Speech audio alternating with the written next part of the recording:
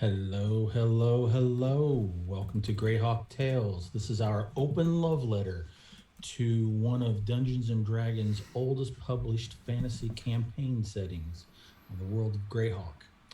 Today we are going to find our our characters, literally in the free city of Greyhawk. I am, with the exception of Ada, because life happens.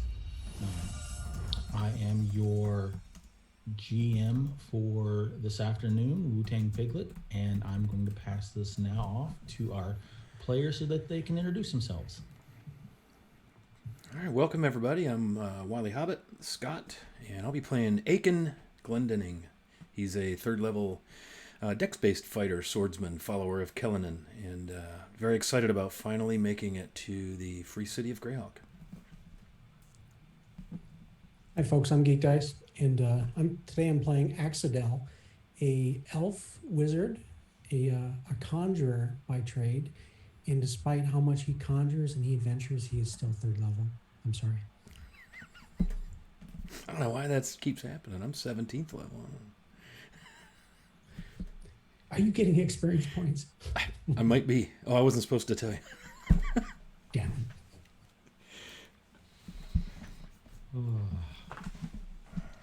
Inside jokes, love them all. All right, so let us begin, shall we? We have our characters. If I'm correct, I will continue. If I'm not, please interject. We have our characters resting from their travels from the burning city of Divers. They have been resting at the Fern Gully Inn for, I believe, 3 days. Is that the consensus among the group? I think that's right, yeah.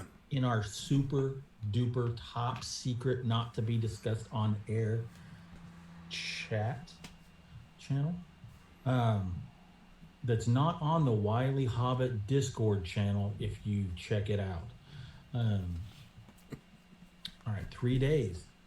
We have found that Ada is, every time you've seen Ada, she is constantly stuffing herself with some type of food, fruit, vegetable, meat, pastry, delicacy, something. It's quite frustrating because as much as she has eaten over the past 3 days when you've seen her, she's always had a smile on her face and she hasn't gained 1 ounce of fat, unlike the current dungeon master who looks at a pizza and gains 5 pounds.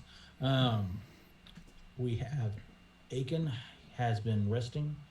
You did purchase a potion of curing wounds, correct? Mm-hmm. Yes, sir. From a rather industrious and entrepreneurial cleric. Axidel has been seeing the sights similar to Ada, just probably not eating as much, being that he has a dainty elven appetite, being an academic. And we now find that while you're in the Ferngully, you are in the Ferngully Inn. If you fine gentlemen would place your characters somewhere inside the inn. This one need to get to a map. Oh, do I not have you on the map? That may be helpful. Yeah, the map I'm seeing is last week's cavern. Here it is. Forgive me. There you go. I'll drag my character in. Top quality dungeon master in here, people. It's a beautiful map. Why don't we go ahead and show that on stream, shall we? That would be even better. Look at that beauty. And one of the great things that separates this inn from many others is it has indoor plumbing, to some degree. To the rear is the stables where I'm pinging to the north, if you have horses. And to the right here is housing for the patrons of this fine establishment. This upstairs is for the family and servants that choose to work here. That's where they live. So this is a big no-no zone for you guys. With that being said, Ada is out and about doing things around the city. And I believe you have some, I would say, duties, chores, things that you need to attend to as a group. Yes. Indeed. Well, Aiken, there still is the matter of these gems. And the Aye, jewels. yeah, We indeed. need to find some place. Indeed. Gives a look around. I don't. Shouldn't be too tough to find something here in Greyhawk, big city and all. Trying to think, what was the name of that place? Hey, I'll think of it in a minute. No, you've got a contact you need to meet here. Who is that? I do. I need to visit the House of Horn. Something about my heraldry, my newfound knighthood, if you will. I need to visit with them, and I don't know much about it, really. Just talk to him about whatever that means.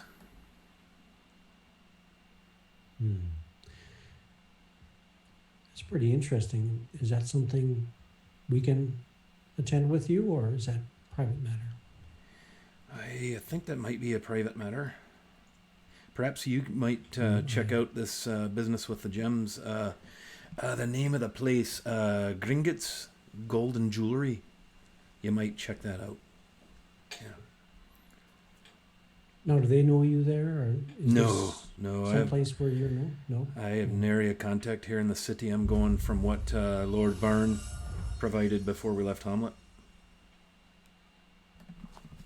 Alrighty then. I can do this. Hey.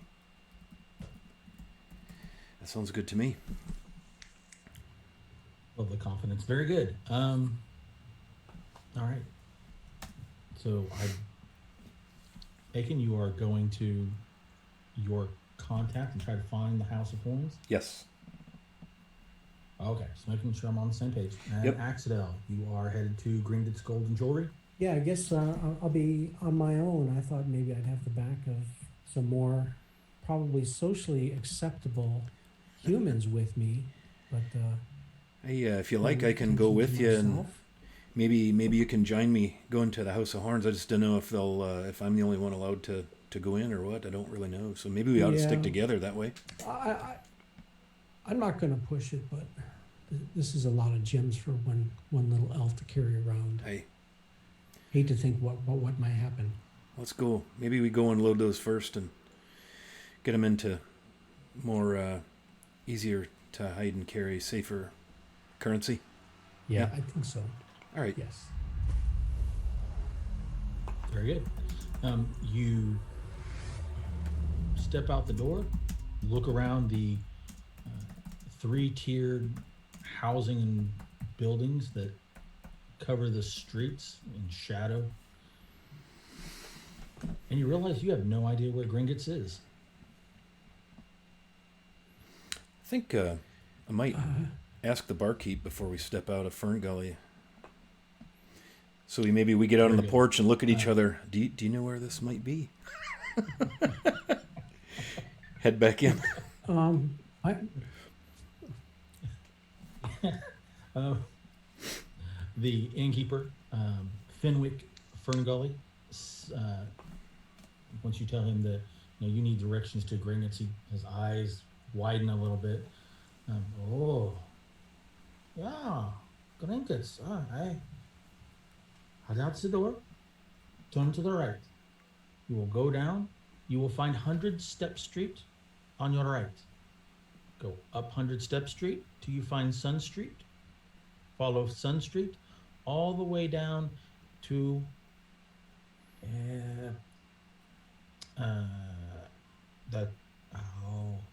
you see that he's struggling for the word. Obviously, he's not from Greyhawk, which kind of surprises you at Yeah. the moment. What is not scribe? Clerk. You go to clerk quarter. It will be in clerk quarter. You can't miss it. Hey, very well. I'll dig in my pouch real quick and drop him 5 copper on the bar. I thank you for your Oh no. kind help. No. I appreciate it. You stay here, no problem. All right. Glad to help. It gives you a nice bright yellowish brown smile. Hey. All right, then. Well, maybe we'll buy you an extra ale when we get back this evening. Oh, I like what you think. Very well. All right, then. You head out. Yeah. Off we go. We'll follow the Easily directions. Yeah. Make it past. You easily make it past the just amazing amount of people that are in the streets. You have the hawkers and the merchants. You have people haggling over prices. People getting offended. People getting possibly fake offended. It's all part of the game of give and take and buy and sell. You pass silks and woolen clothes. You pass dyes. You pass foods. It's just amazing the amount of wealth that is in the city of Greyhawk. Yeah, I imagine Axedal is a little bit kind of overwhelmed with all of this activity, just the throng of humanity that's on the streets here. Having come from even a bigger city in Selene, it was very well structured and organized the way that the elves live. And in this mayhem, this chaos, this throng of humanity is probably more than he can kind of really even take in. It is much an assault on your senses. Exactly what you said. It's you can on one moment you can have a baker, and then right next to the baker you could have a seamstress. Right next to the seamstress you could have a bookstore. Next to the bookstore you might have a spot where there's a silversmith. It makes absolutely no sense how the city is sprawled out, which might be to its very nature as it was originally designed. But you make it up 100 Step Street, you step over a passed out body, you go down Sun Street, you make it to Clerksburg, you pass through the gate. Now you get to far less people. You get to more academics, you get to more of the skilled laborers, so to speak, because not everybody can read and write. And reading and writing for the nobles is a big thing. They often hire vast armies of scribes and clerks to detail things, to account for sheep and taxes and wealth gained and lost and what have you. It sure does seem like a nicer neighborhood. Aye, indeed. I can't get over the size of this place. I mean, born and raised in Divers, I'm no stranger to the city, right? But my golly, this is a big place. Kind of more than you can take in, eh? Divers was on fire, and that was a thing, but it looked like a working man's city. It looked like a place where, you knew what to expect. Hey.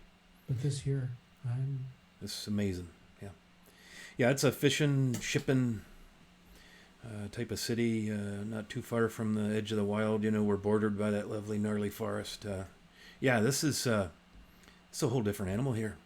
I don't know what to make of it, really. Does your dad have a school here in Greyhawk? No, he does not. No, he's probably got some contacts on the Guild of Armorers and Weaponsmiths, but no school proper here. He's Divers, Verbabank, and eventually Hamlet, I think. Yeah, kind of chuckles. Yeah, as big a city as this is, I'm sure you could make some money. Oh, no doubt. In time, I guess. I look down into this pouch of gems and jewels. How do you reckon we'll know if we get a good price? Well, I guess we'll have to do our best to read this character, whoever we'll be dealing with. As far as I know, any small pile of gold would be good. I'm just not much of a whiz when it comes to these things. I guess that's if we're going to keep finding them, I guess that's something we might want to get better at, or at least find ourselves a real trustworthy soul anyway, eh? I think that must be the place right there. Eh? And indeed. Gringotts. It's the place because the sign says Gringotts. And it's quite an unassuming little place. Seems to be one story, made of stone and brick, plastered over. There is a small half moon window with heavy iron bars over it. There are one or two rings, maybe a very simple but elegant gold necklace showing the wares. Um, Certainly, they would be costume jewelry because nobody would put actual wares out for somebody to steal. Yeah. And Or would they? did you did you tell us that in Greyhawk it's no armor, no weapons unless you have like a dagger on your belt would be about the extent? Is that right? Absolutely. Yeah. Yeah. And unless you were able to get some type of paperwork or pass from the powers that be, the oligarchs, and that is incredibly difficult to get hold of. Very well. With that being said, it's funny you mention that because you do feel a little naked, so to speak. Yeah. Every now and then you will pass somebody that has 2 to 3 bodyguards. Obviously, they are important people, or at least they think that they are important. And every great now and then you will pass somebody that unmistakably is a wizard. Bright, flashy clothes of just a completely unrealistic cut. Just not utilitarian at all.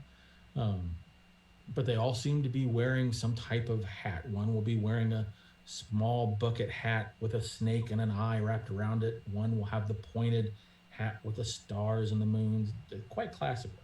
But make no mistake, they are indeed wizards. And as you get closer to Gringotts, you hear a low growl from a dog. To your surprise, from a small alcove, there is a very burly, I'd say man-at-arms, a guard. I'm not quite sure exactly where he would fit, but he's quite a large and burly fellow with thick slabs of muscle along his biceps and chest area. He's obviously armored. He is armed. He looks at both of you. He yawns. Right. What's your business? Hi. Buying and selling. Indeed. Oh.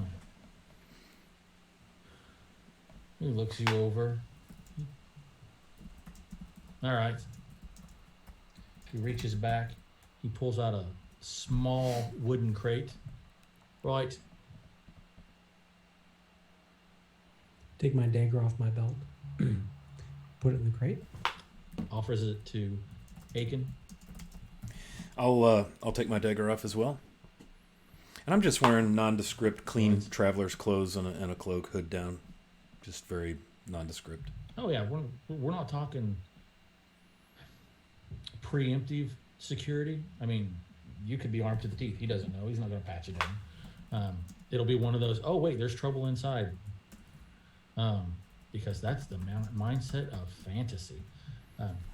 Sets the crate back into the alcove, which is obviously deeper than you first realized. Mm-hmm. Right, go on. And he Hey. drops back into the alcove. Hey, thank you. You open the heavy door. There's the slight ding-a-ling of a bell that's attached. And Step in a few paces and look around. it is a completely nondescript, quite frankly, a very boring interior. Mm-hmm. Hardwood floors. There's only that single window that kind of lets some light in naturally. It's very well lit inside though because there's lanterns on the walls. There's a single bar in front of you. Not an iron bar, but like an actual Counter. yes. And a bright golden curly haired, extremely curly haired gnome looks up at you.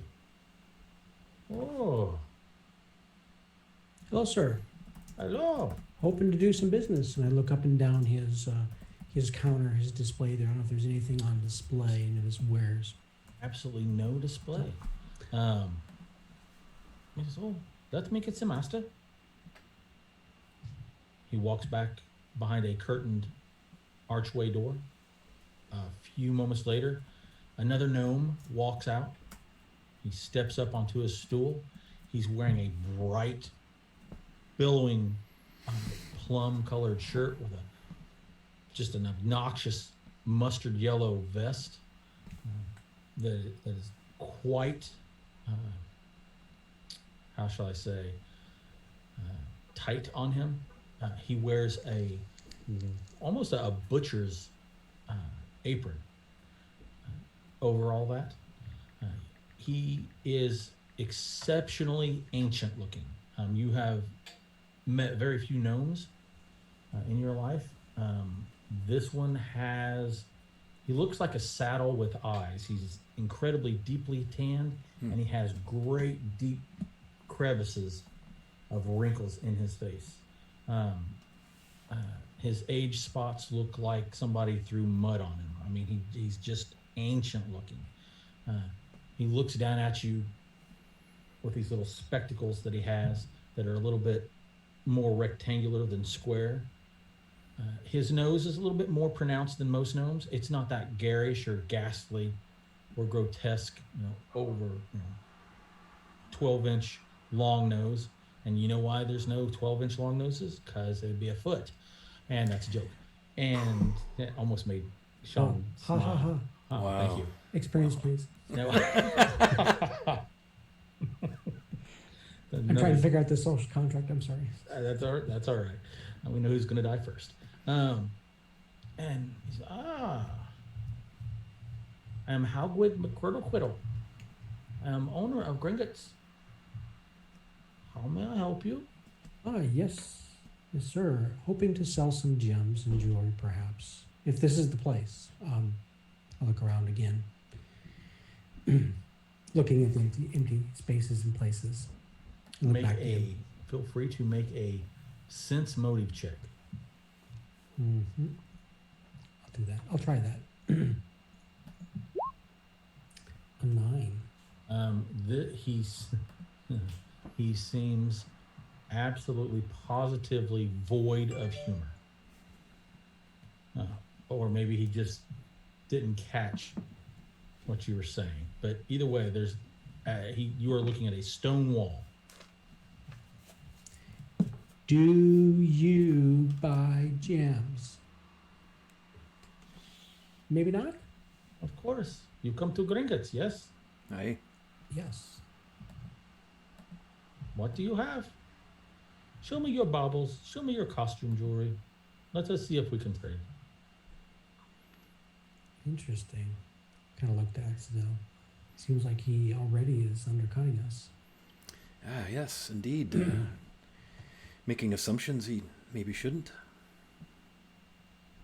I'll roll a little sense motive while I'm standing there watching Axel handle things. Absolutely. And while he does, I bring out my pouch and I start fishing in there for a few of the items. I'm going to bring out first, I think there's 2 necklaces. One was a pearl necklace, another one was a citrine and amethyst necklace.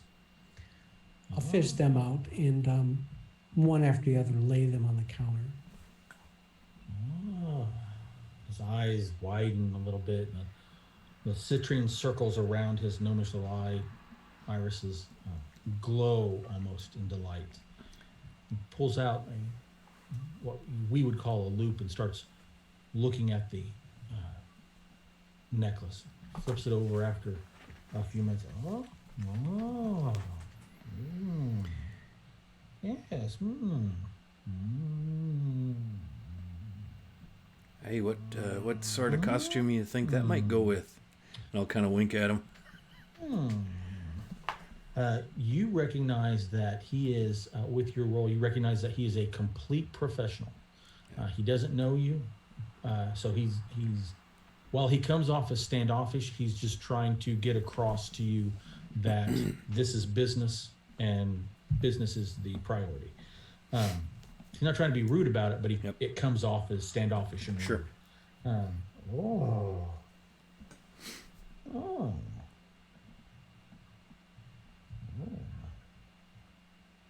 Ah. Were you awake for the sunrise today in Greyhawk? I was, but my room Oh. faced west, so I didn't see it. Huh. I need you to make a perception check as I look over these things. Very well. I shall do so happily. Rolled an 8. Oops. You feel that was a very odd question, and you may have missed something in that question. You're just not sure what you missed. Yeah. Oh, Axel's just silently confused. very, very, very fine cuts. Oh, this could fetch.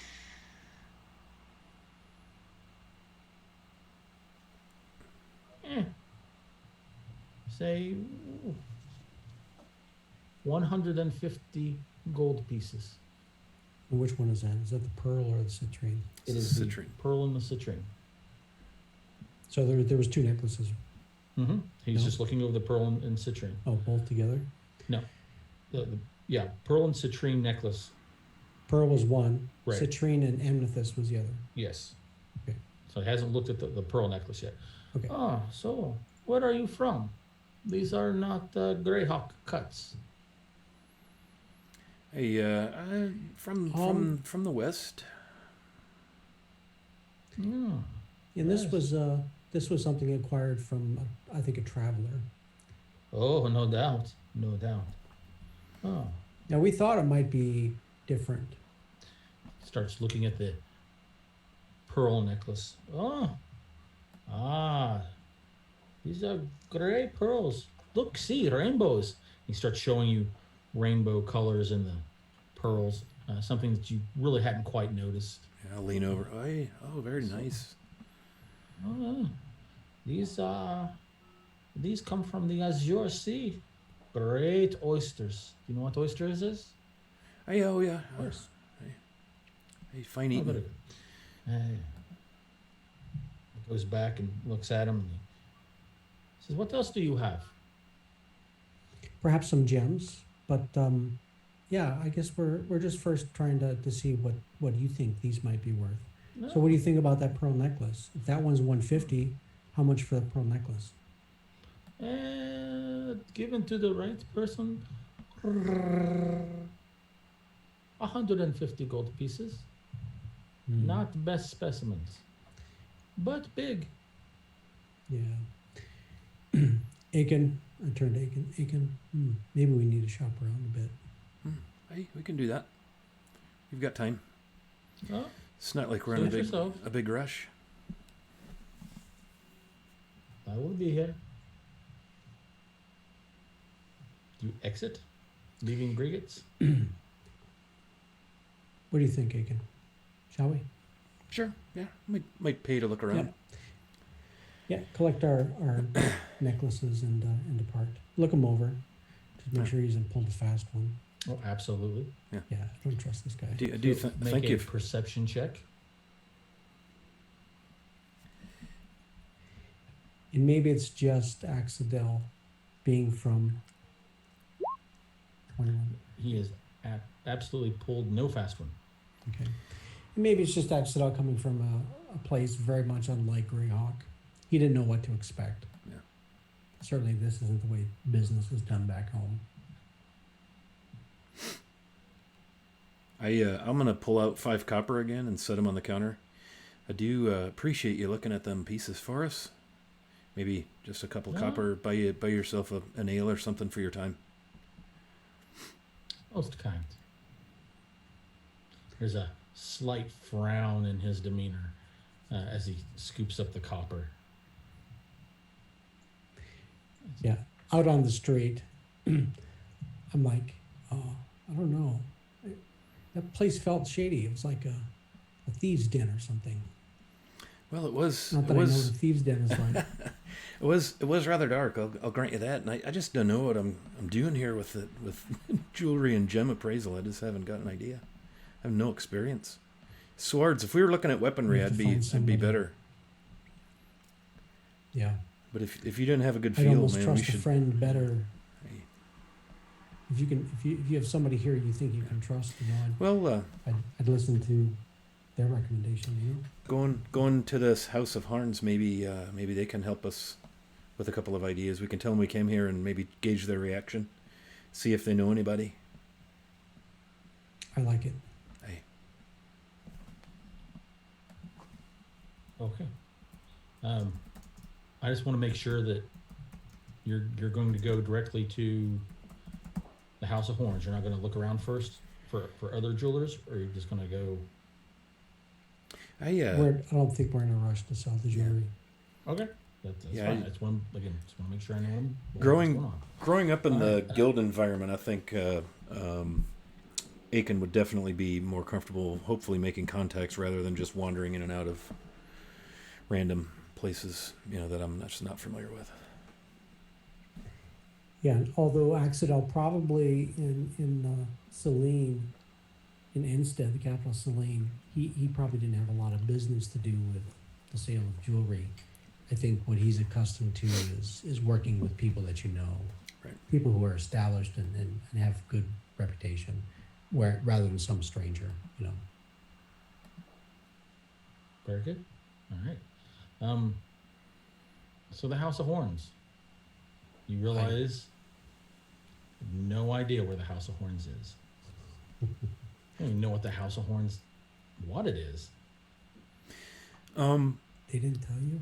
Would Aiken get the sense that it's the kind of place that you could ask a city watchman about without, like, having him want to throw you in jail for asking? That kind of, not worried that it's that kind of place? Being that you got your information from the Fae, and they are known to be playful, Say no more. who knows? Hey. Well, goodness. Maybe our friend Fenwick might know of this House of Harns. Or is there We need map of the a city? temple that may be associated with such a place, since it was recommended to us by the, and I lean in, by the Fae. I don't want to say that out loud. No, actually. They just said go to the House of Horns. Seek the House of Horns. Wait a second. Aiken, did you say that the Fae told you this? Yeah, they did. Back in early. I thought Lord Byrne told you to come here. No, he sent us to the spice merchant. Yeah, this came from the Fae. Totally trustworthy, I'm sure. Kind of rolls his eyes.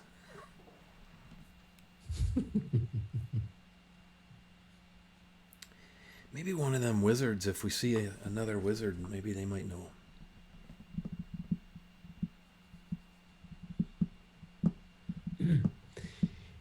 Yeah, I think Axidel is at his wit's end. He's made a few friends here in the last couple of days, although they're kind of a private lot. And I probably mentioned it over breakfast that I've made a couple wizard friends, but they do private business things, Hey. private business affairs, and it could be a place to inquire, but I don't know if it's something that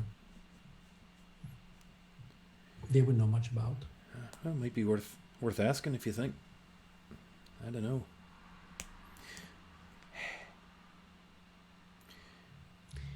Well, there's always the library, Hey. and I'm sure that the clerks, somebody around here, can kind of give us some directions. So a little bit of research wouldn't help. Hey, I wonder- maybe that'd be the way to go. Go to a library. Or like the city offices. If it's a place of business, they know about it. Yeah, so Dungeon Master, I believe over the last couple of days while we've been resting and poking around a little bit, I think you mentioned I made my way to a few of the guild houses for some of my inquiries, right? So have I found any ready resource on information that I think would be helpful to inquire about a House of Horns, I guess? You could certainly try the main administrative buildings, which are relatively close by, since it's the clerk's quarter. You could certainly try the library of Greyhawk, open to the masses for those who can read, and not many can. Or you could just randomly ask people. I mean, Yeah, I don't think we want to randomly ask people. Aiken, Yeah. maybe this administration building. What, between you and me, what is this House of Horns supposed to be? I mean, Something to do with my heraldry, with my knightship. He just said, "Seek the House of Horns when we get to Greyhawk." You know how they are, all mysterious and the like. I didn't know them. I just know I'm supposed to be away from Hamlet and kind of out of sight. that could be a name of a place, or it could be, maybe that's the way they describe it, but it's called something else. Could be no capital letters, yeah, an actual House of Horns. Is DM is Greyhawk? You know, I mean, can we just walk around? Like, how long would it take us to kind of hit most of the major thoroughfares, loop around, looking at buildings and landmarks, and how big is it that way? It would take you more than a few hours because you're doing a strong investigative search. Yeah. Yep. So you could easily spend the day looking on your own. The administrative building, I think that's a good first stop. I mean, if it's a landmark or a tavern or business, they'd likely know, yeah. And if it's That's my not, thought. and they don't know, then we know we're looking for something a little less plain. Yeah, might be a good what do you say, a good filter, if you will. Yeah. All right. Yeah, so I think that's our next stop, is to try the administrative building. I don't know if I've been in there previously, but I just want to make an inquiry. Who knows? Very Maybe there's a big telephone book for dialing up on the crystal ball. Nice. You wouldn't be so lucky. You easily make it to the main administrative offices of the city. They are very close to the Citadel, and they are large, oppressive-looking structures made of deep-cut stone, deeply colored in gray hues, arrow slits, murder holes, dual portcullises. Portculli? What would be the plural of that? I need to find a history major in medieval history. But after just seemingly endless time dealing with various administrative officials and clerks and waiting for them to find the House of Horns, there seems to be no record of a House of Horns.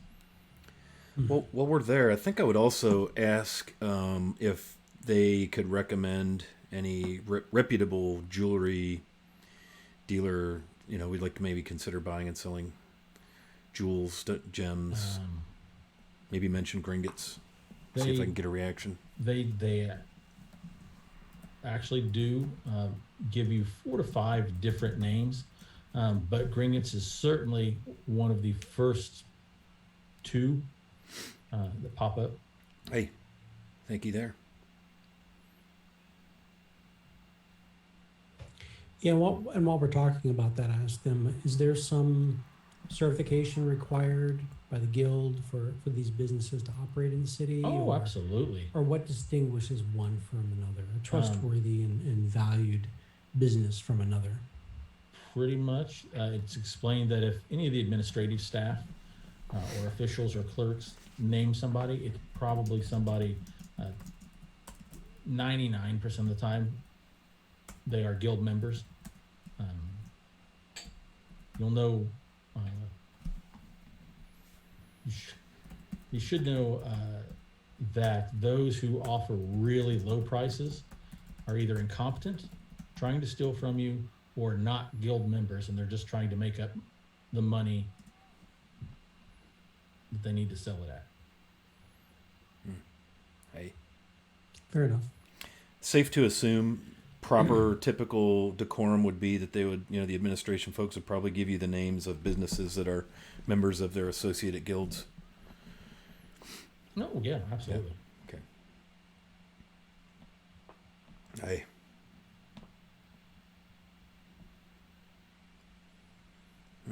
So nothing about House of Harns.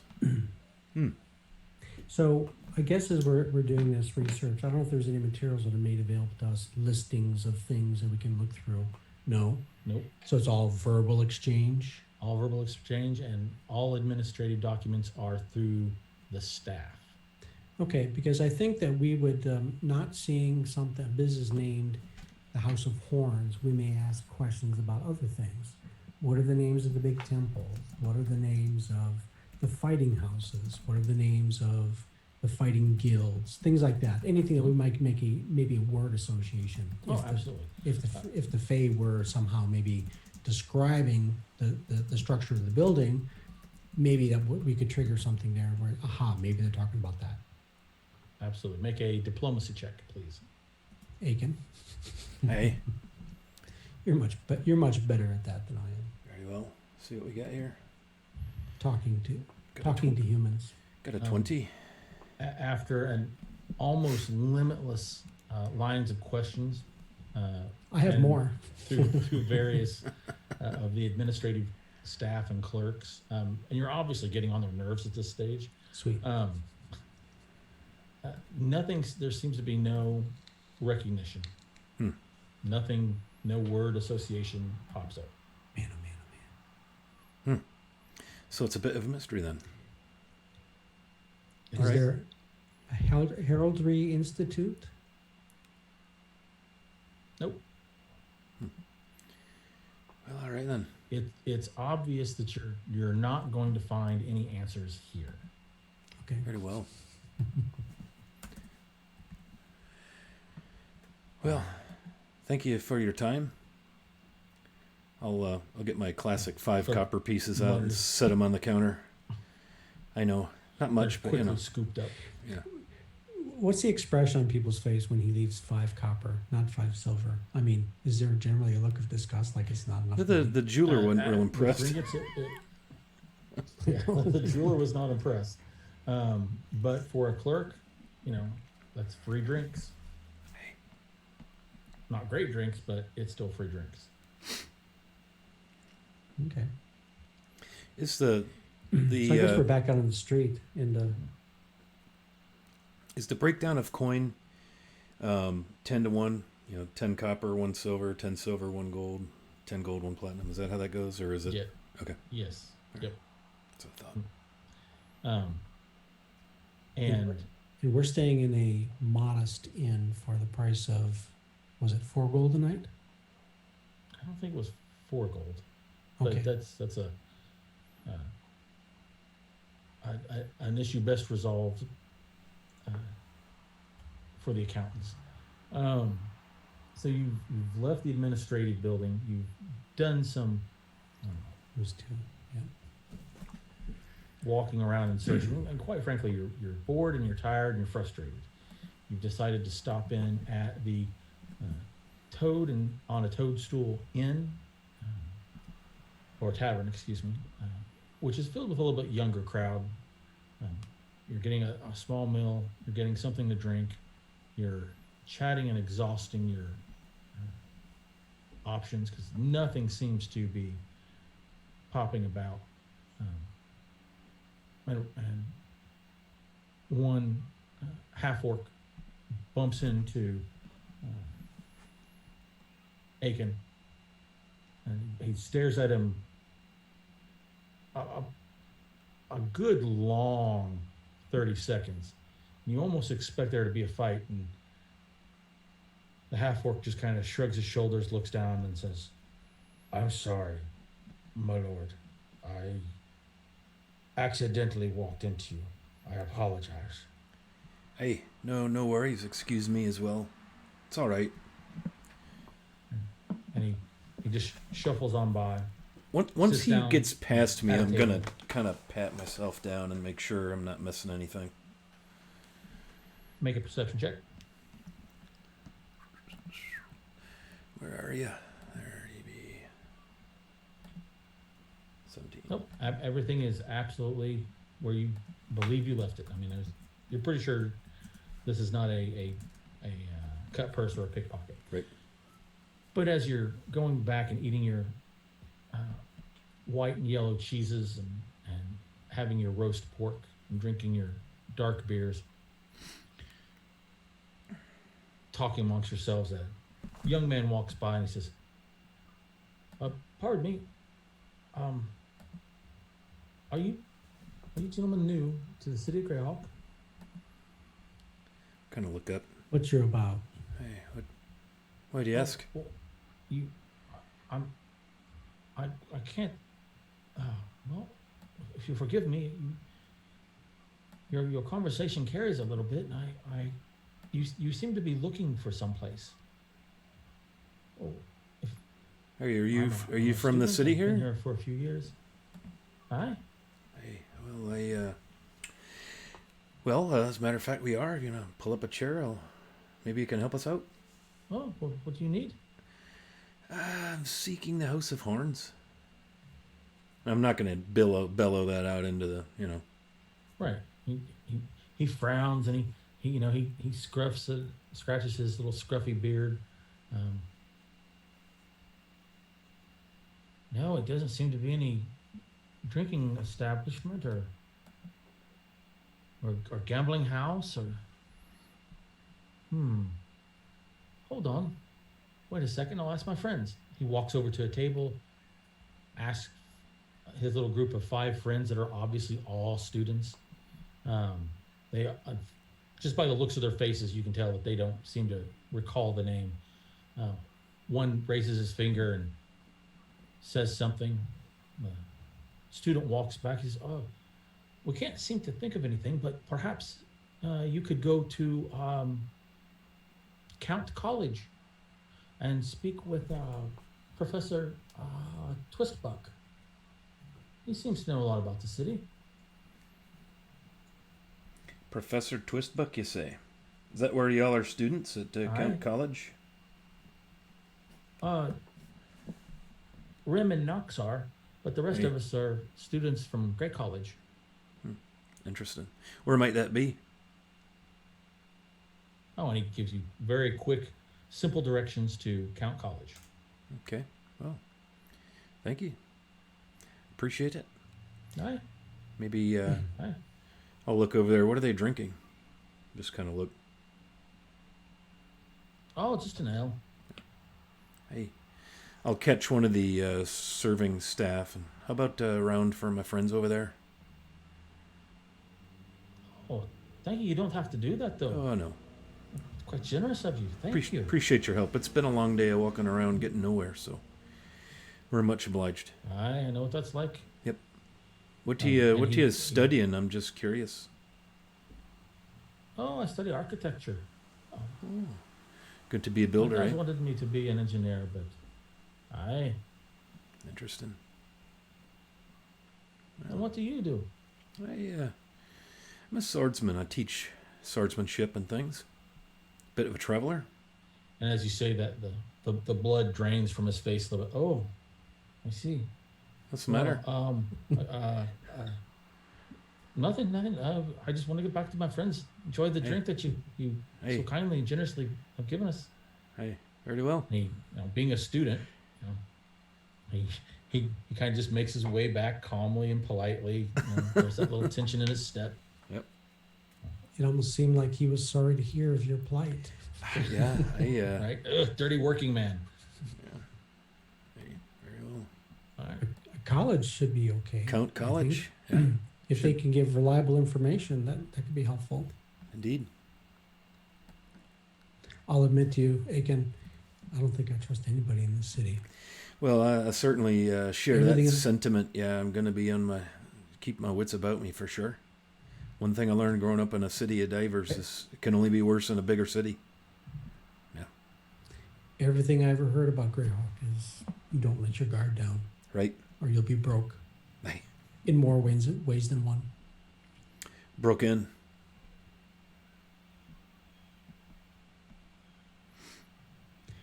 Well, this college could be a good thing. Hey, Professor Twistbuck, I guess. Professor Twistbuck, yeah. Yep. Interesting. Well, let's finish up our meal and drain these ales and see about this college. Yeah. Let's do it. All right. After you've finished refreshing yourselves, it's getting relatively late in the day, but you easily make it to Count College. Obviously, there's the first few times that you've asked people, they've kind of given that half raised nose, half sneer. They're obviously students from Grey College, an academic rival, so to speak. But you make it to Grey College, which is really a collection of about 8 or 9 small stone buildings. And asking around, you eventually make it to a building housing Professor Twistbuck. Meet with a staff member of the college. Obviously, you have to wait to see the professor a bit, but eventually, this slightly paunchy fellow, he's just got a little bit of a gut. He's wearing a big square, but yet floppy cap. He's dressed in bright crimson robes with a gold embroidery on it. He looks down at you. How may I help you? Professor, Great Yes. Eminence, beg just a few minutes of your time. We're travelers, and we're seeking a destination here in the city. So you're not students? Not yet. Not Aye. yet. But you never know. More of a teacher myself. Yeah. And I am a student, although not of here, from Salim. I see. And what is it that you require of me? Today we seek information. One of your fine students recommended you as a source of knowledge and wisdom, and somebody who knows many things and could be very helpful. It's that knowledge we seek. Allow me to make a roll. Seeing that this is an academic, I'm kind of a little more open and friendly. Oh, absolutely. Absolutely. Work it. I can Accidental. appreciate his haughtiness. Work it. All right. The moment you start greasing the conversation with layers of icing and verbal lubrication, he starts to puff out his chest a little bit, which is a pathetic thing indeed. His shoulders square up a little bit at the recognition that you can see that he is indeed a professor of high standing. In fact, I look around, and if I recognize any of the books on his shelf as notable, I'll applaud his intellect and his selective choice of books. We're gonna dig that hole, are we? And you do, and his eyes kind of light up. Oh, so you are a student of architecture? Student of many things, master of very, very few. Many years of study are required to be an expert, certainly. His nose kind of just raises ever so slightly, as though he smells a setup. I encourage that, definitely. I'll just What smile, business do you recognizing have? Exadel here. Yeah. So we have a bit of a puzzle. Hmm. My friend Sir Knight Aiken Glendenning. Oh, you're a knight. Aye, indeed. What house? Glendenning. We're a that family house. family and divers, but I'm a knight of the village of Hamlet and Divers. serving in Verbabank. Oh, it's my pleasure to meet a hedge knight. And at that, there's that ever so subtle but cutting insult. A yeah. hedge knight. Yeah. Yeah. So you're from divers. Have you been to Divers recently? I've heard that it is on fire. It is. It is indeed. We've come from there. Yes. Oh, It's most unfortunate. terrible. Yes. Thank you. Oh, I submitted at one point, actually at several points, treaties on how to better make their roads and separate their houses and what better woods to make so they wouldn't suffer such things. But of course, I'm just a lowly professor of architecture. Hey, well, they weren't So, terribly and wise to notice listen to you then. He says architecture with a slight strange architecture. It's quite kind of annoying because you'd expect if he's a highly esteemed professor, then he would speak a little bit more eloquently. So what is your puzzle? I have things to do. Yes, the puzzle today is we're seeking a place here in the city called the House of Horns. We've visited the registry at the administrative complex. You have know wasted your notes. time then. You've wasted your time. I see. You've finally come to the right place. House of Horns. Yes. Yes, the House of Horns. It is no longer called the House of Horns. It is a small, I don't want to say a bard's college because that would be wrong.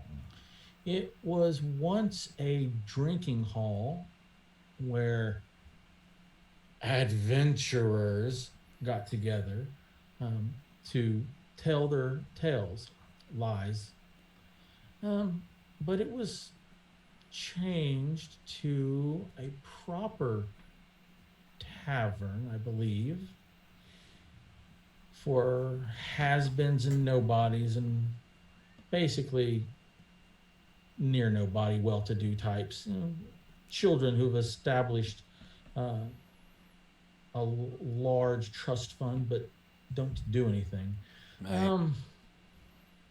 It is called True Colors Tavern now. You will find it down in the Foreign Quarter. Hey. Well, that's very helpful. Been a long day, you know. Now, undoubtedly, you were looking for the wrong thing.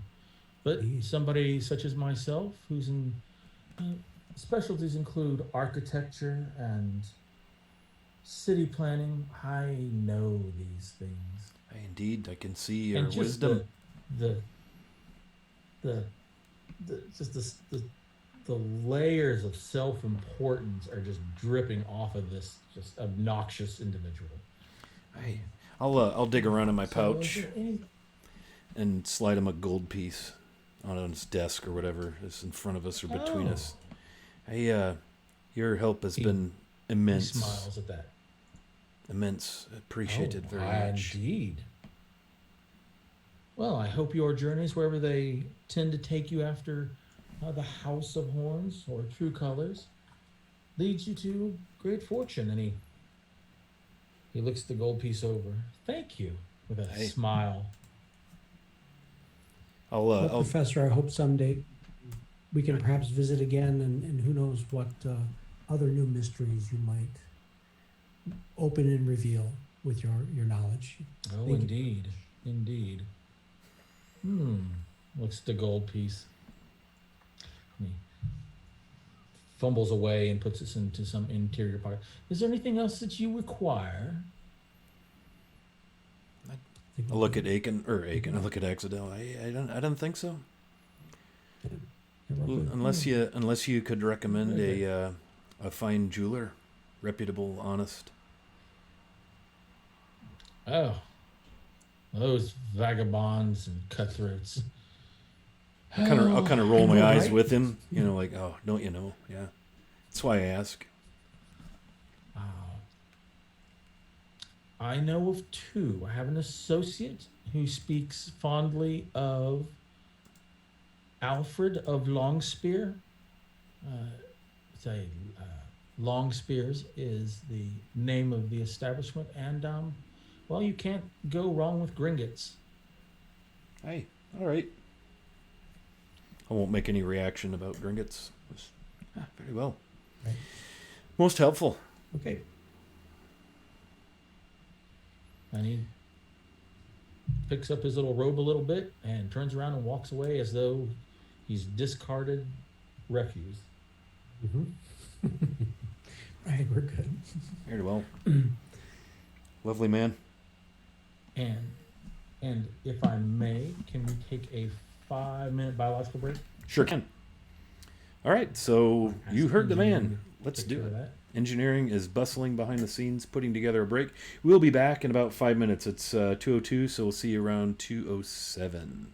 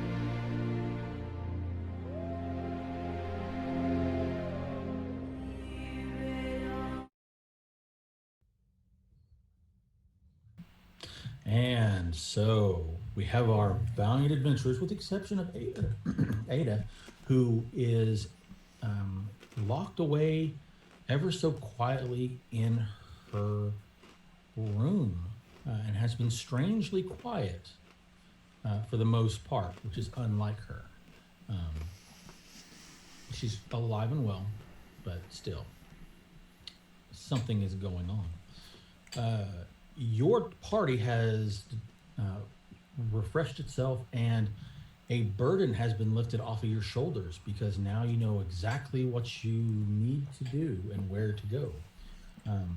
You have made it to the foreign quarter. You passed through a couple gates. Again, the sheer throngs of people from so many different nations, and the colors of dress, and the languages that are spoken, from ancient Sul to Old Iridian to the common language to the halfling tongue, even a band of gnomes bantering back and forth seem to be, you're not sure if they're children or adults, but they seem to be in a group smoking really long pipes and kicking a strange ball between them up in the air. It never seems to touch the ground.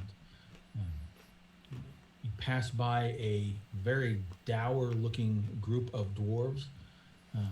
And unlike a lot of the bard's tales that you've heard as a child, the dwarves are not, for lack of a better word, goofy looking. They are quite the force to be reckoned with when you see them. They're not the psychopathic, enraged, frothing berserker killers, but they're also not the overly fat, wobbling, jolly, happy-go-lucky type that the bards like to tell in tales. No, these you can tell who are the merchants, and you can tell who are the guards. And the guards carry the battle axes. And when you look at those axes and you look at those extremely long arms, you realize why the axe is one of the favored weapon of the dwarven people. Woe be to any who get within range of those items. But I digress. You make your way to the foreign quarter. Again, you are surrounded by people of all different nations. So even though you are an outsider to the citizenry of Greyhawk, you somehow yet feel at home here in the foreign quarter, because, well, you have something in common with all the foreigners. You're a foreigner. So that makes you feel at home a little bit. Asking around, for the first few minutes, it's difficult to get anywhere, but eventually you find where the True Colors Tavern, or House of Horns, is, depending on what you want to call it. And you easily make your way to almost a quaint looking 2-story cottage. Is basically what it looks like. It seems to be all wood. You can tell it's an L-shaped building. It has a few windows that are shuttered on the lower tier. It has a few windows that are open on the upper tier. There are great beams jutting out to support the upstairs. It is classical architecture. There's a few chimneys, and of the chimneys, a little pleasant white smoke is coming out of them. The doorway is this beautiful, deep, dark, lustrous wood. But strangely, it has these iron bands across it. And set around the doorway, carved into it, are these great, giant leaf motifs.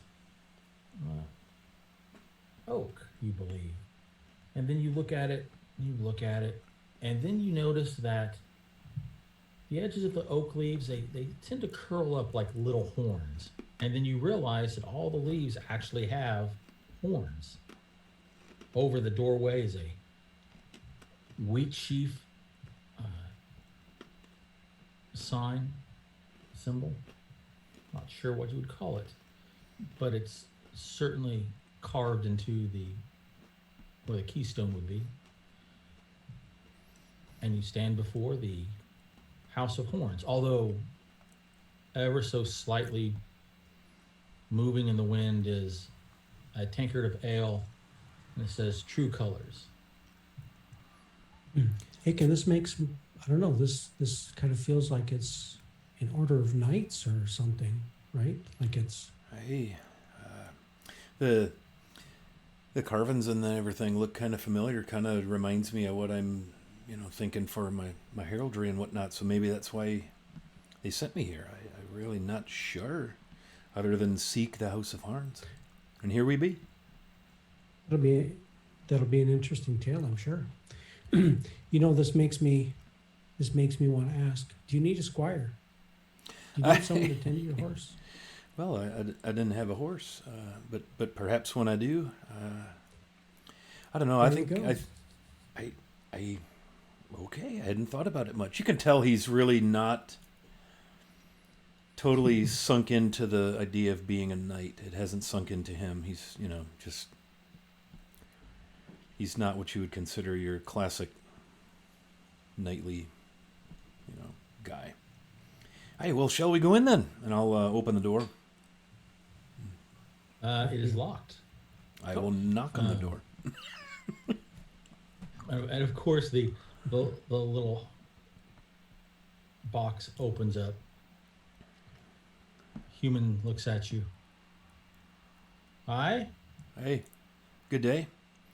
Aiken Glendening of Verbabank Hamlet. Here to come in, I suppose. Never been here before.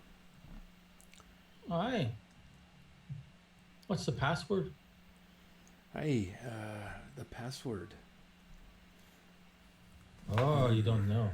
Aiken Glendenning, you say? Yeah, I was sent And you here have by business here. I was sent here by some folks I met in the gnarly forest here west of the city.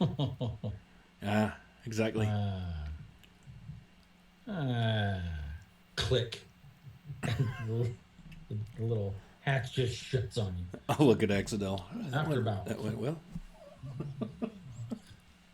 After about 5 minutes, the door opens, the little hatch opens, and again, there's that same human, and he says, "Do you have any paperwork proving who you are?" Oh, I do, indeed. I'll kind of dig inside my cloak and pull out my writ of nobility, and I'll kind of show it to him. Takes it. He obviously offers a hand motion. Once you pass it through. Yep. Click. Standing there again. After about what seems like forever, which is really about 7 minutes, you hear the locks on the inside and the bar be raised. The door opens up. There's this obviously a I don't want to say butler, but a servant of some sort. My apologies, my lord. Offers you your paperwork. And this looks like a very sparse drinking hall. Lots of horns on the inside of various deer, elk. There's a boar's head near the fireplace. And while it's sparse, it also seems rather comforting and charming at the same time. It's not musty. There's kind of a deep, thick aroma, not an odor, just a very uplift. I mean, you just feel good being in here. Right. And you can almost hear, as though it were an echo dying off, of laughing and cheering, and just it almost sounds like a party or a concert. Just a very positive place you would want to be at. Mm-hmm. Festive vibes, huh? Indeed, very festive. Um, and there are actually a couple of weapons on the wall. There's a sword, a little bit of rust on it. Um, there's a glaive. There's more than one or two spears on a rack. Um, the servant offers you one of the long tables to sit down at and says, if you will please, my lords, it will be a minute before you can be seen, but I will bring you something to refresh yourself. Would you prefer a beer, an ale, a wine? I'll kind of defer to Exodel. What would you like? Anything, whatever you recommend, sir. You honor me, sir. Thank you. I'll In have moments, an ale. you are brought a deep flagon of some very, very, very fine ale. Um, the elf, Axidel, you are brought a large chalice of a deep green wine, which you are all too familiar with. It's from Celine. And it's, while it's not excellent, it's a really good, refreshing wine. It's above table wine, but it's certainly below royal festive wine. But it's something you can appreciate being who you are. After several minutes, the servant comes out to again and says,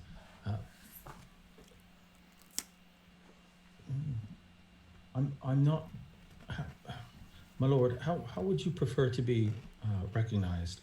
Would you be preferred Sir Aiken or Sir Glendinning? Hey, Sir Aiken, I think, will be just fine, thank you. And this is my companion, Exodel, and I'll kind of make a nice introduction. It's a pleasure to meet one of the elves. Thank you. And he uses the term Olve, O-L-V-E. You know, it's one of the almost the archaic terms, but it's the best way to describe it is it's a good old world term to recognize the connection between the Fae and the elves. It's a positive term of endearment, so to speak. My lord, Sir Aiken. Hi. Please, if you will, follow me. Very well. I'll get up and follow along. And the servant easily leads you to a doorway, leads to a hallway. There are several doors on each side of the hallway. But at the end of the hallway, the servant knocks. You hear a man say, enter. You enter, and wait a minute. This is an L-shaped building, but you just went down one hallway. Magic is afoot here. And you open up into a modest meeting room, so to speak. There's a man behind a large desk. You see that the walls are stone. And he's dressed in a deep, soft, off-white jerkin, and he has a very soft blue vestment on. He's an older gentleman. He's got salt and pepper. He's kind of got the raggedy bowl haircut, which is mildly amusing. He has a salt and pepper goatee and deep, thick, bushy eyebrows. He looks at you and says,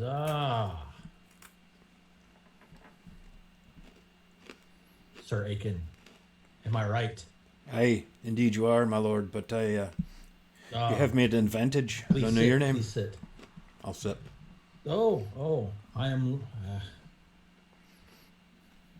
am Lord Halfred, but please call me Hal.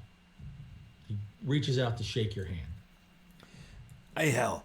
And I'll shake his hand, and this is my my friend. And he has... Nope, it's just you. Okay, sorry. Very well. And his grip is surprisingly strong for the age this man looks. Hmm. So we've been expecting you for quite some time. Hey, Were you held up from your journey? Please sit. And he pours you indeed. a glass of wine from a tankard. Raise my wine to finally arriving here. Then and I'll kind of offer a little toast. Aye. Aye. Hey, we had a bit of an adventure on the way here, but we made it in one piece. We're good. Glad to finally be here. Yeah. So I understand that you are from Hamlet, yes? Well, from Divers, but your recent honorifics are because of your heroic deeds in Hamlet? Hey, yes, found myself a nice, comfortable place there in the village of Hamlet with Lord Byrne. Yes, indeed. It's been quite a time we've had there. Lord Byrne. His most, does he still go by his most worshipful mage of Hamlet? Lord Indeed. Byrne? Hey, that's the one. Oh. So, how is old Kettlebelly? Is he still as wry like a piece of wire? He's not real lovable, no, that one. But a fine man. I wouldn't want to be on the wrong side of his business table, if you know what I mean there. Yeah. No, indeed. He is quite the capable Yeah. individual. What was his man's name? Oh, I cannot remember his right hand. Oh, the fighter, the warrior. Rufus. Rufus, yeah. Yes, Yep. Rufus. Yep. Yeah. It's been a while. Has he established that tower of his? Indeed, yeah. Very fine, yep. Oh, Yeah, he's fantastic. It's all complete from the outside. It's still kind of finishing touches, but and come along pretty far, yeah. Yep. Got quite the little militia there. Around. Oh yes, what does he call them? The Wolverines, Aye, the barking spiders. the Badgers. What is it? Burns Badgers. Oh yes, the Badgers. Hey, yeah. Yes, Burns Badgers. Hey, maybe a bit of a comical name, but they can hold their own. I'll grant you that. Yeah. Aye. He looks around conspiratorially. He says, "You know why he got that tower, right? I don't know. He fought a green dragon out in the Cron Hills. Hey, green dragon, you say? Aye. Killed it dead. Brought its head into the Lord of Verbobonk. I was there. Hey, goodness. I, on the other hand, was Burns' squire. Oh, I didn't get to fight the dragon. boy, there's a Here short I am. there's a short straw. Short straw indeed. Yeah.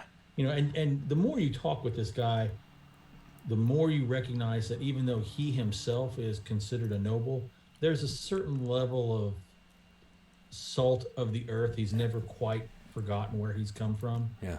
He's how should I say this to put this in the most vulgar of terms? He hasn't forgotten that he's come from the trailer park. Yeah. So there's a certain level of humor that would not be explained or used in polite company. It's a Tennessee thing. Right. So with that being said, he looks at you, eventually says, "So, you're a knight. According to Byrne, you're a knight. So I'm going to ask you a question. Actually, I'm going to ask you a few questions. All right. Do you want to be a knight? You don't have to be." Well, I'm honored, and I've taken quite a fondness for Hamlet and the few people I've gotten to know there, and I don't know much about being a knight, but I'm a swordsman. It's in my blood, and I'm honored, and I want to do it. Yeah. Did Byrne tell you exactly what?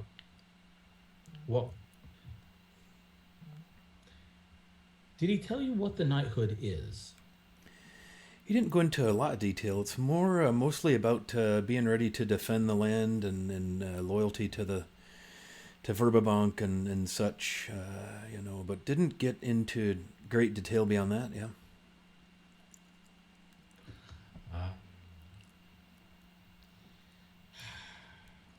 Just shakes his head. We are officially. I overstepped myself, and I apologize. Before I begin, I need your most solemn vow that what I tell you is in secret, Oh, and that yeah. no one, neither family nor friend, shall know of what I'm about to tell you. Do you swear this upon your family name? Indeed I do, yeah. On the Glendenning house in Divers, I swear it. Alright. So let it be said and let it be true. Our knighthood is a chapter of the Knights of the Heart. Obviously, we are defenders of the realm of Verbobank, its lands, Furiondi, and Voluna. But we're not so much warring knights. We don't often take the field of battle Aye. with our brothers and our other and sisters and other chapters. We're more of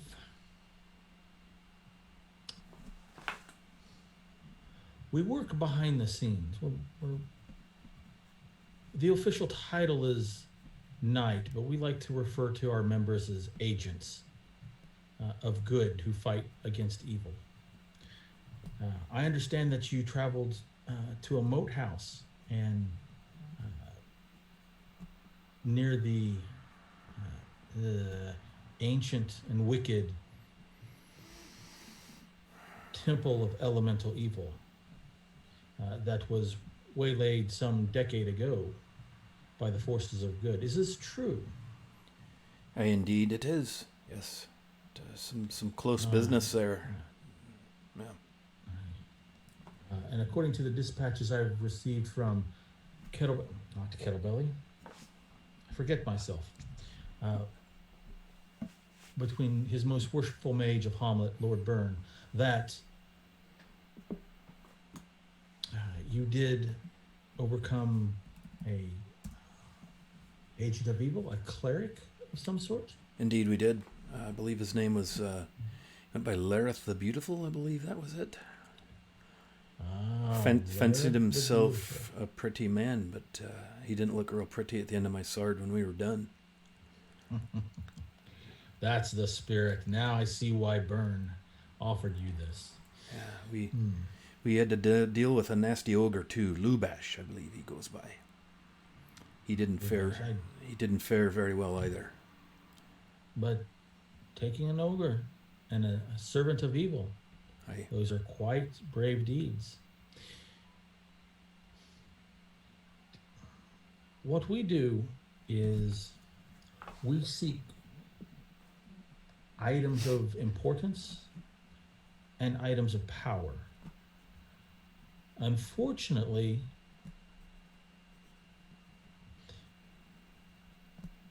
we take those items away from other good, how shall I say,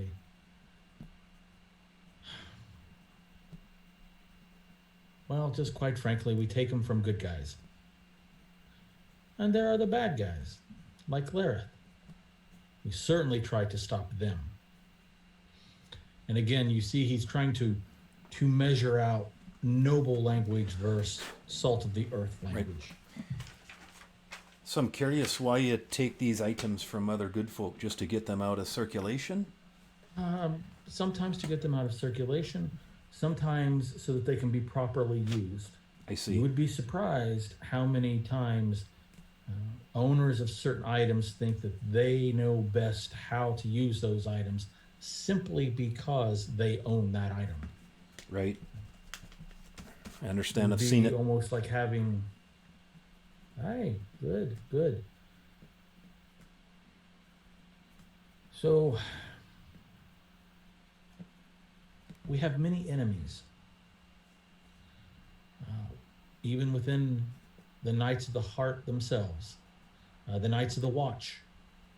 We do not get along very well with them specifically. Obviously, any who are dark and of nefarious desire and purpose, we are enemies with. I see. That's not to say that we are all polished and shiny shoed ourselves, but we do what we need to do, and occasionally our ends justify our means. Okay.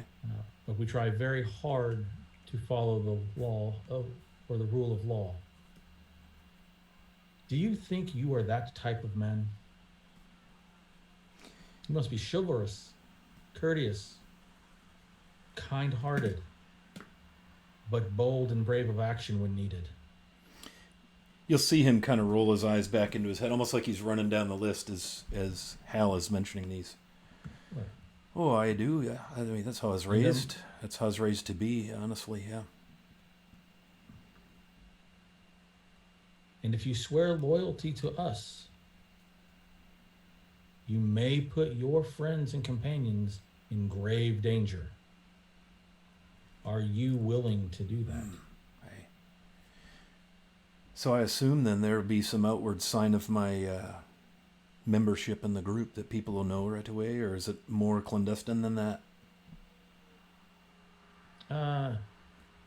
You would be recognized as a Knight of the Heart, but for our specific chapter, it would be a little bit more clandestine, as you say. I see. Yes.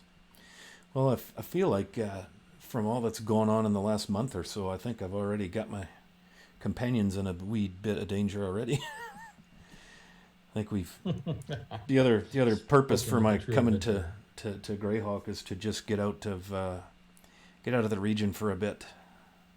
A couple of folks aren't real happy with my exploits at the moat house and so forth, so I think I've already accomplished the danger bit. Yeah. You have certainly upset the hornet's nest, so to speak. And the fact that Byrne wanted you to leave all the way out here, that tells us many things. That the Temple of Elemental Evil, may the gods destroy it. That it is a little bit more active than we suspected. Great and terrible things are afoot. Things are moving on a great chessboard, so to speak. We're just trying to figure out how. Aye. And who's behind them. Well, I'm up for this challenge. I meant to settle in Hamlet to begin with. I come down there to perhaps establish a school of swordsmanship and so forth. My family's been long-time followers of Kellan, of course, and my father's got a couple of schools, one in Divers and one in Verbabank, which is what brought me down to Hamlet to get out on my own and establish a small school there. So almost feels as if all of this is happening for a bigger reason, like you say, pieces on a chessboard. Yeah. Aye. Well, we are members of the Heart, members of the Knights of the Heart. We're a little bit more pragmatic and practical. Right. You will be given papers to prove that you are a Knight of the Heart. You will be allowed rest and succor in any castle of a nobleman who is a Knight of the Heart. And you will be afforded across the realms all customs and courtesies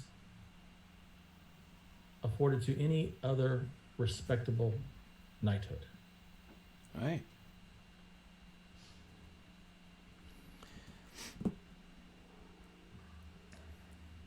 This is to say that there may be times when you have to sit next to knights who are not respectable and who do not share our interests. You have to do that to keep our purposes, our greater purposes, first and foremost in your mind. Do you think you can do that from time to time? Oh, of course. Hey. As your goal is always the advancement of good in the lands. See, that right there is what's drawn me, I think. That's just... I mean, the trouble on the road here, I know I was coming with apparently great purpose to this House of Horns. But, we stumbled across a small farm that had been beset by an ogre. And had killed a woman and taken a young child. I couldn't just go on about my business. So we stopped and took care of things. Hey. If that's an example of what you're talking about, Very then good. that's what you found in me. Indeed. And are you willing to travel the world?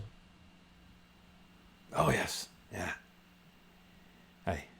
And I believe my Spoken like a true young man. companions are as well. I have a good friend who's a Rini, who's been over Hill and Dale a wee bit, and a fine elf there that maybe you saw him out there, Axadel from Celine, very very much a student of the world, and we seem to do well together so far.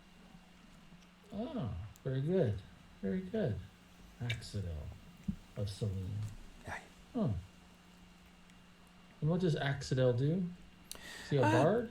He's more of a magician, a wizard, if you will. Yeah, quite skilled.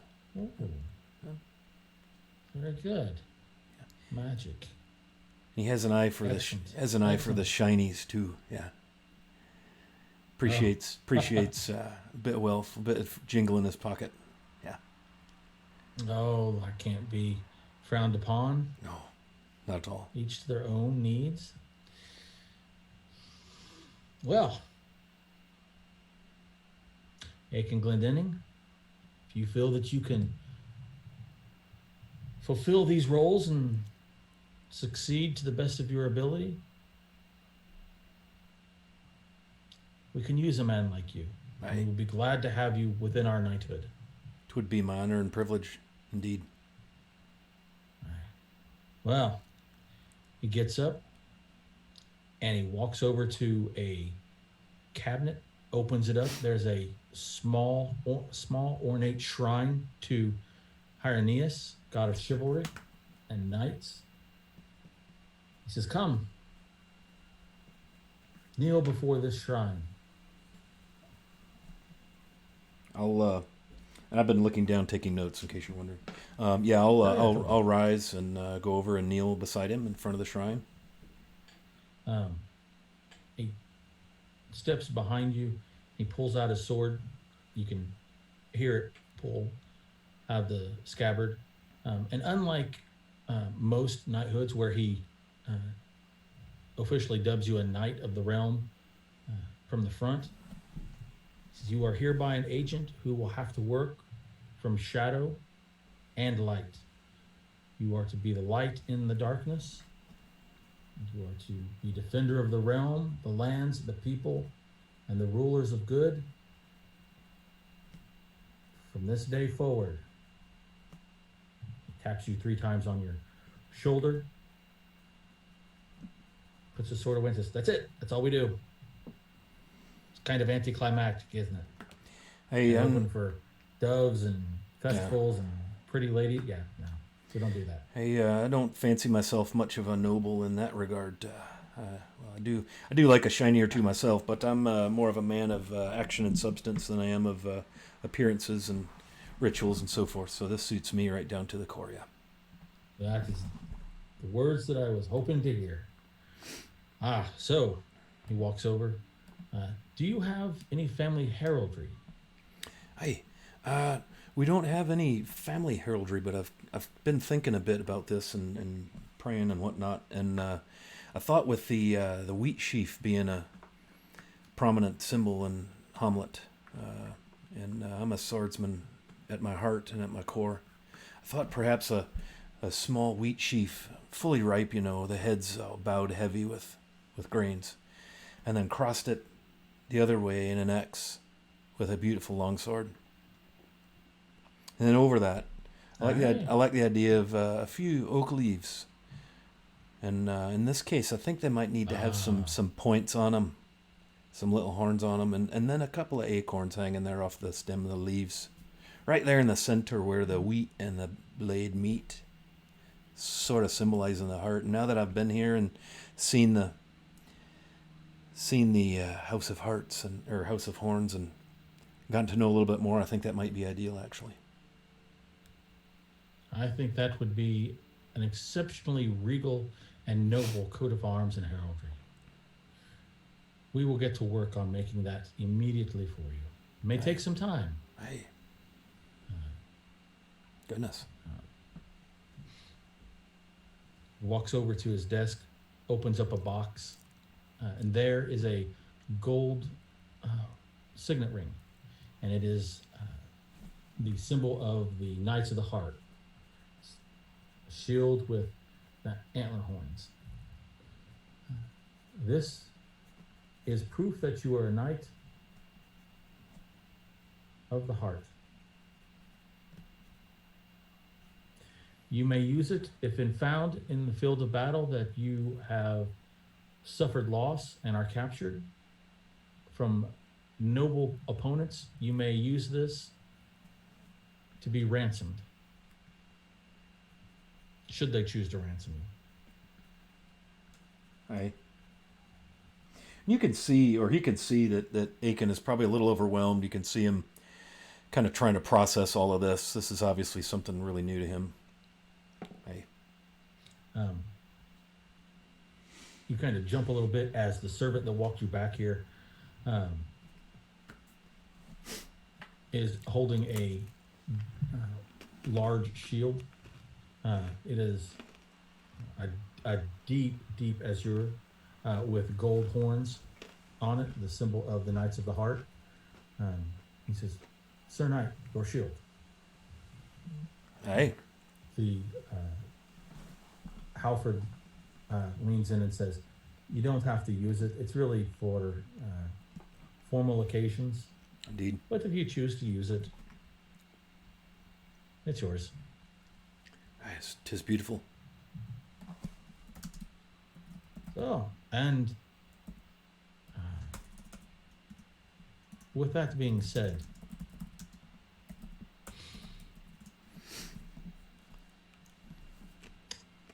I have a quest for you. Oh,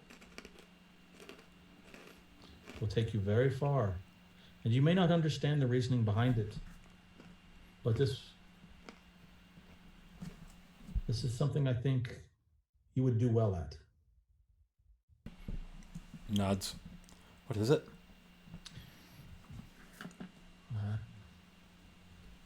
Without sounding too full of ourselves, our network of, well, quite frankly, spies have sensed a very slight movement in the hold of the Sea Princes. There is a village called Kuznir. Strange things are happening in that village. I would appreciate it if you and some of your friends, or whoever you manage to find in the hold of the Sea Princes to help you, can uncover what is going on. Aye. We'll do our best for sure. Is there a... Go ahead. Go ahead. I just wondered, is there a way I'll be able to communicate with you in some way other than travel directly? You can. There will be in the capital city of Monmerg. There will be an inn. This inn is called the Silver Noble, just like a coin. Aye, okay. And the password. It's got a password down there. Oh, yes. Someone will say to you, "What ship did you come by?" And you will say, "I came by the fastest of ships." That is the simple phrase. So he repeats it a couple of times to himself. I came by the fastest of ships. Aye. Very well. And then before we let you go, are you in good health? Is there anything that we can do for you that needs to be done? Well, we did got about the hell beat out of me by the ogre. Still mending most of the way, there, but still mending a wee. Couple more days in bed we might do it, unless you have another idea. We might be able to find a curative of some sort to help you along those ways. That would be lovely. Very good. Well, what a day! My goodness. Indeed. Normally we would have some type of celebration, but as befits our choice and manner, we keep most things pretty low-keyed. Hey, starting to learn, especially in large cities, that might be the best way to be. No need drawing unwanted attention. Because we find that there is an old halfling proverb that says that the Velver Diver began with a single raindrop. And that is how we like to do business. It's the greatest of rivers, but it began with a single raindrop. The course of events can be changed with the smallest of events. He'll kind of nod, like he's An eyelash in your eye, contemplating. blame. Yeah, Right. So, with that, I apologize for being so blunt, but I will have to bid you farewell. I will have a message sent to you. Where are you staying? Hey, we're in the Fern Gully Inn. Yeah. The Ferngully Inn. But his old, what was his name? Fenwick. Fenwick, yes. Yes. Is he still the proprietor? He is indeed. Fine chap. Ah. Yep. Oh, very good. Very good. Well, we will have somebody within a day or two come to your room in Ferngully Inn. Hey, very well. Ferngully Inn. I'll be there. And you see as he's talking to you, as homely as he seems, you can tell that as his eyes shift, he's dealing with several matters of importance, all at once. Probably seen that look on my father's face. Yeah, absolutely. So he's trying to give you as much attention as he can, but it's almost, you would almost suspect that he's part of several different conversations that are happening at once. Oh, wow. And he's trying to pay attention to all of them. Gotcha.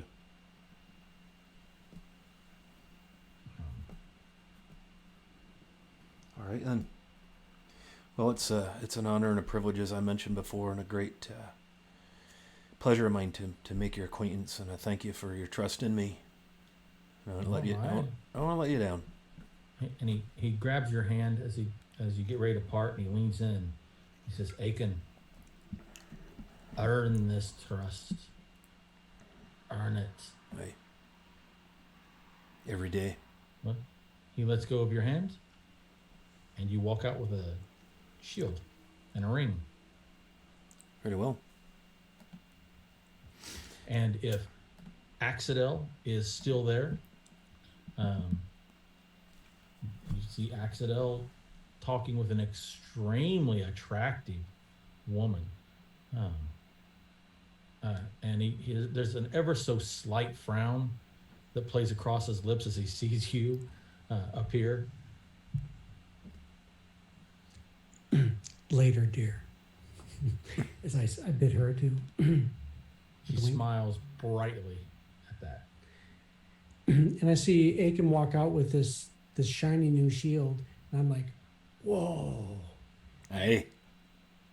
He's grinning from ear to ear, kind of a dopey, humble, overwhelmed. You know, you can tell he's almost like he's mathing or ciphering or something as he comes out. That Hey, entirely doesn't make you a target on the street. no, not whatsoever. It does come with a wrapping, so you can actually wrap it up or put it in it's basically just a big sack. Ah. So I was gonna wrap my cloak around it if not. So, yeah. Like a big So you sign, fight me. pretty much, yeah. Come kick my ass, I dare you. So what they tell you? It's like, what's next? Hey, well, I don't want to go into too much detail, but I think I'll be hearing from him rather soon. I think we might, if you're interested, we might have a little trip to take. Sounds good. Hey, yep. Still going west. Was it toward the Giants? No, I don't believe so. I'm trying to remember where is that to the east, far east, the Sea Barrens, or to the south? Oh, that's the Sea Barons. You are to the Hold of the Sea Princes. It will be Princes, to the sorry. far southwest. Gotcha. So it's west, just not Yeah. northwest. And for any of our audience that are viewing, I strongly encourage you to do some Google World of Greyhawk map searching and see where that is compared to the city of Greyhawk. And you are leaving the House of Horns, and there's just you're not quite sure, but there just seems to be a pep in your step. Yeah. And you make it back to the Fern Gully Inn. You knock on the door. Ada kind of gives you a shrill "Go away, I'm reading." And Axidel, he kind of rolls his eyes for a second, surprised by the fact that she can read. Ada, you gotta come out here. Take a look at this. And she pop opens the door. She's got this very frustrated look on her face. She's got some type of chocolate, some type of pastry, some breadcrumbs, something. She's been eating on something. Oh, She's got the bed head, hair. Yeah. It's sticking off to one side. right there, right there. She's like, does that homely. No, right there. She just lifts up her shirt and wipes her whole face off. And to your surprise, if you ever needed to wash your clothes, you could just rub them on her abs, because she has like an 8-pack of solid corded muscle where a stomach should be. Check out his shield. Ain't that pretty cool? She just looks at you like, are you kidding? You interrupted me for a piece of metal? He's a real knight for sure. Oh, Hey. That's nice. Oh, Is that it? forget about it. That was it. Yeah. I'll see you tomorrow. I got some reading to do. All right. Clunk. The door opens. I'm sorry. It is a nice shield. I'm just really... when you really like or enjoy something, what's the word? She kind of looks over to Axidel with a little bit of a mixture of remorse and bitterness that she has to ask for help in finding a word. I'm not Distracting, no, annoying, no, it's- troublemaker. don't be a smartass. No, when I'm really into something, you're Engrossed. engrossed. You're good for something. I'm really engrossed in this book, so leave me alone. I want to I read. glance at her book in her hand. What are you reading? And you just feel your shoulders shrug. Yeah. She looks at you with a slit in her eye, and for Axidel, there's this dropping sensation as she holds up that gilded volume, that tome of magic from the needful things in the pirate's treasure that you've acquired. You, you didn't even talk to Aiken. How do you know what I did? Are you spying on me? Where's your owl? She kind of looks around like, she expects the owl to be in the hallway or something. All right. Are you done with me? Good. She shuts the door. She opens it up. Find out what we're eating for later. I'm hungry. And shows us, click, shuts the door again. Ada. That one's a fireball. Yeah.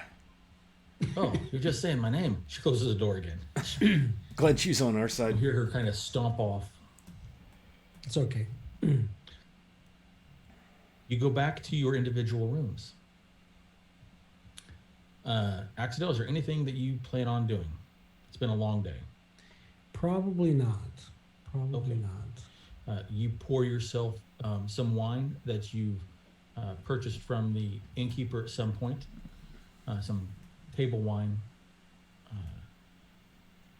Aiken, as you enter your room, shut your door, you turn around, you see a half-orc standing in your room, and he simply has his finger over his lips.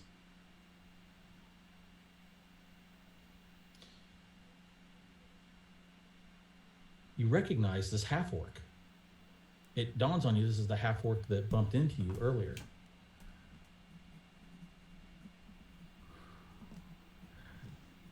If you make a sound, it will go very badly for your friends.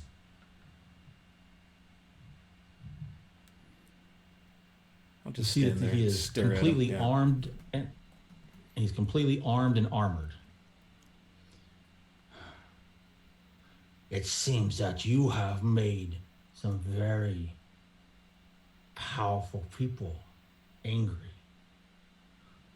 What you've done, I don't know and I don't care. I am simply here to kill you.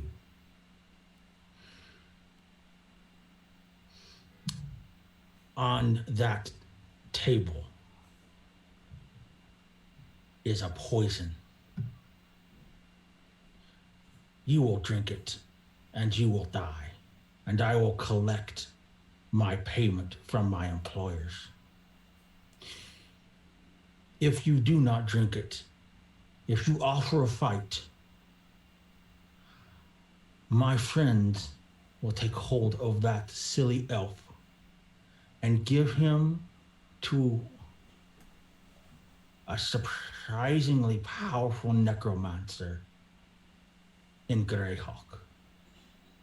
And being that he is, and he spits on the ground, an elf, he will suffer for a very long time before he is traded off in bits and pieces. And that woman, the human, we will take her and sell her to a tribe of orcs. And do you know what orcs do to human female slaves? I just look at him. Hmm? Yes, you have an idea, don't you? And he puts his hand over himself like that. But before they take their time with her to plant a seed of pain, they will probably break a leg or even remove a bone from a leg to ensure she cannot leave. And then after she gives birth, they will sacrifice her soul to whatever god they worship. And they will cut meat from her body, make a stew, and that stew will be given as a fertility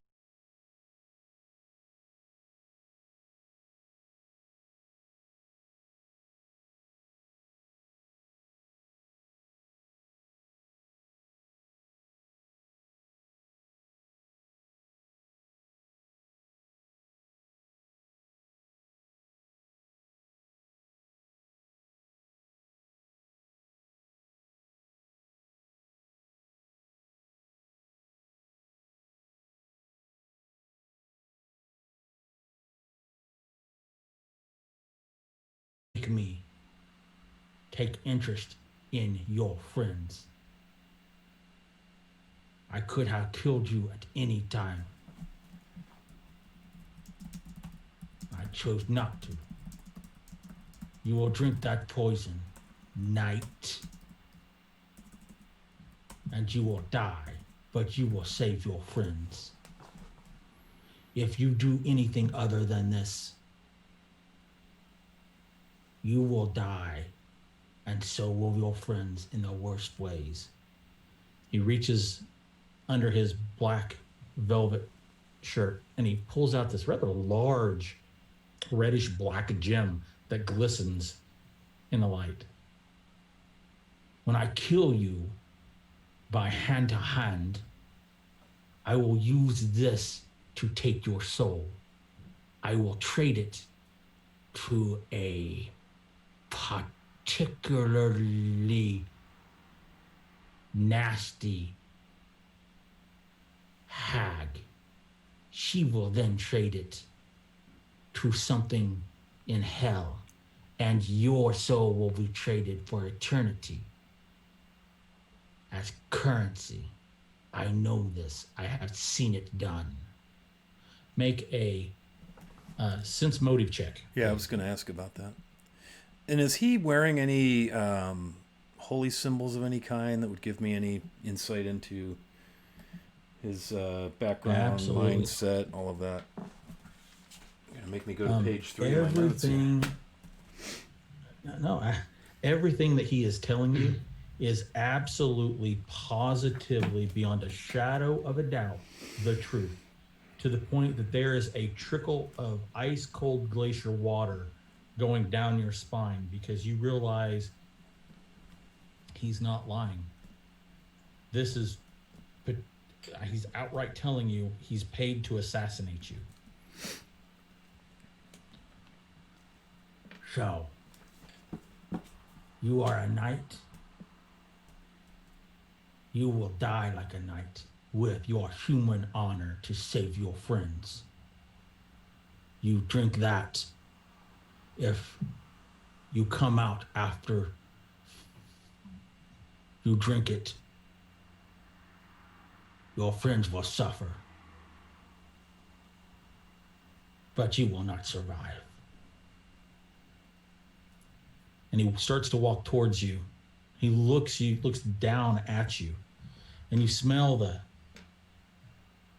earthy, rotting decay of meat on him and old sweat. You humans think you are so much better. Let us see if you know what sacrifice is. And he walks out the door. There is a potion.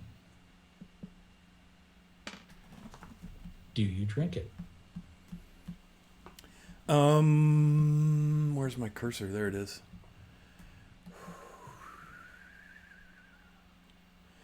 Do I recognize this potion of any kind?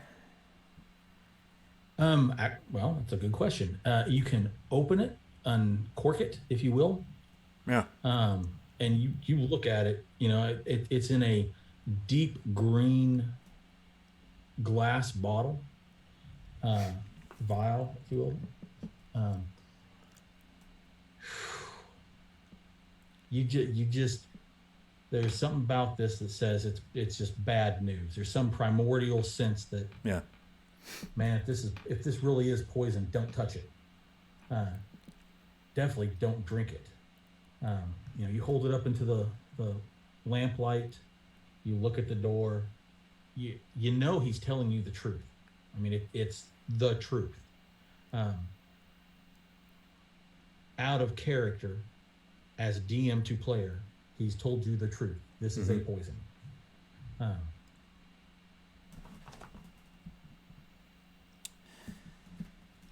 in your mind, you're racing. Aiken's mind's going, well, maybe it's a test from the knights. Maybe they're doing no. It's that is pushed off of a cliff. Yeah, he has threatened you, and versus threatening your friends. So I have a mechanical question for the Dungeon Master. I have a mechanical answer. Couple things. How far? Where's my room in relation to Axadel and Ada's I'm rooms? going to say that your rooms are all in line in the hallway. Okay. So it would go yours, Axadel's, Ada's. Okay. I'm just looking up. I have a particular thought here in mind. And I think with that, it's a perfect time to stop Okay. and see what what next Sunday's game starts out as. Okay. That'll be a fun week. I should sleep between now and then, I'm sure. Something to think about. Absolutely. Plots, tales, twists, turns, it's all part of the game. I hope you have all enjoyed it as a cliffhanger. If you enjoy Tales, Greyhawk Tales, check out Lord Gazumba's channel. Check out Castle Entertainment's channel. They are just chock full of Greyhawk goodness in different iterations of rule sets. Check out Greyhawk Online. They are filled with lore masters that would be able to answer any questions. I am your GM for today, Wu-Tang Piglet. This is pretty much all that I run right now, and I'm going to pass this off to the players. Go ahead, Axadel. Hey folks, I'm Geek Dice. Yep, I'm Geek Dice playing Axadel and having fun, having a good time, and look forward to seeing you all next week. Hopefully, we will also have Maxine back with us, and we'll see what adventure tells us next. And I am the Wily Hobbit. I'm the host of the channel here. Super stoked to have everybody here. Thanks for the hosting from Dakeem Gaming and Liquid Fire and all the folks that were in chat. You can catch some more D&D tomorrow night at 7:30, or some more role-playing in the form of D&D. This has been Pathfinder. And then we'll play again on Wednesday night at 7, and then next weekend. And I put some information out in chat for Virtual Greyhawk Con. Check that out. Sign up and go enjoy some of that. I'm sure there are still seats in the many, many, many games that'll be going on all weekend. Just a celebration of the kind of the original D&D setting, Greyhawk. And in fact, we're going to be streaming a game next Sunday afternoon following this game at 4 p.m. And I'll be DMing this time, and I'll get a chance to definitely turn the tables on Wu-Tang for that little cliffhanger. And I believe Geek Dice will be joining us as well. So pretty excited for that. But thanks for hanging out. And we're going to check out of here. So thanks, everybody. And we'll see you all in a week.